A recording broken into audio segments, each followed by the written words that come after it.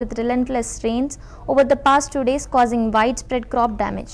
Farmers are in distress as their paddy fields, especially Venkatapuram and Vajedu mandals, have been submerged, leaving hundreds of acres of harvest ruined. The torrential downpour and strong winds have turned ripe crops into soggy waste, leading to emotional appeals from farmers who say their months of hard work have gone in vain. Many were in tears, pleading with the government to step in and provide compensation and relief. The situation highlights the vulnerability of agricultural communities to extreme weather events and the urgent need for responsive support systems. అప్పులు తెచ్చి పంట వేసినాం. పంట వేస్తే పంట అంతా నేలమట్టం అయింది. ఆ చేతికి అందిన పంట మొత్తం నేలమట్టం అయింది. మేము ఏం తినాలి, మేము ఎట్లా బతకాలి, అప్పుల పాలైనాం. మేము ఎట్లా సరిపెట్టాలి, దాన్ని అప్పులో ఆగనియరు. ప్రభుత్వమే ఆదుకోవాలి కదా, దాన్ని సరి చేయాలంటే మీరే సరి చేయాలి సార్. అకాల వర్షం తుఫాను వల్ల మాకు చాలా నష్టం వచ్చింది. 5 ఎకరాల పొలం నేలమట్టం అయింది. దానివల్ల తెలంగాణ ప్రభుత్వం ఏమన్నా మాకు సహాయం చేస్తుందని కోరుకుంటున్నాము.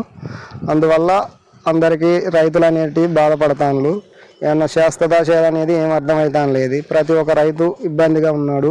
యూరియా కొరత రావడం వల్ల కూడా బయట రైతులందరూ ఏడాదిలో పుడితే ఒక అసామి కాడ అప్పులు తీసుకొని ఇబ్బంది పడుతున్నారు. కాబట్టి దాన్ని తెలంగాణ ప్రభుత్వం కోరుకోవాలని కోరుకుంటున్నాం. 5 ఎకరాల పొలము 5-20 100 బస్తాలు అయ్యేది, అలా 20 బస్తాలకు కూడా ఆశించేటట్టు లేదు. కాబట్టి దాన్ని ప్రభుత్వం ఏం చేస్తా అనేది మాకేం నష్టపరిహారం ఎక్కువ ఇచ్చింది. 3 ఎకరాలు కౌలు భూమి చేసామండి, 2 ఎకరాలు సొంత చేసాము. కౌలు కూడా కట్ట లేకుండా నవ్వుతుగా తీసుకొని మామూలుగా చేసాము. ఇప్పుడు వాళ్ళ కౌలు కూడా అడుగుతాను, ఇది ఇబ్బంది వచ్చేసింది.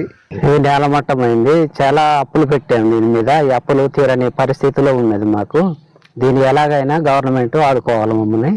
వల్ల దీనికి మందులు కొనాలంటే రోడ్ల మీద అప్పులు తీసుకొని మందు కట్టలు కొనాలంటే దొరకలేదు. అట్లా అప్పులు చేసి కూడా దీని మీద చల్లి ఉన్నాం మందులు. అది నేలమట్టం మొత్తం పడిపోయింది. ఈ అప్పులు కట్టడానికి ఎటువంటి ఏం చేసి కట్టాలో అర్థమవులేదు. మరి 2 ఎకరాలు పొలం చేశాను.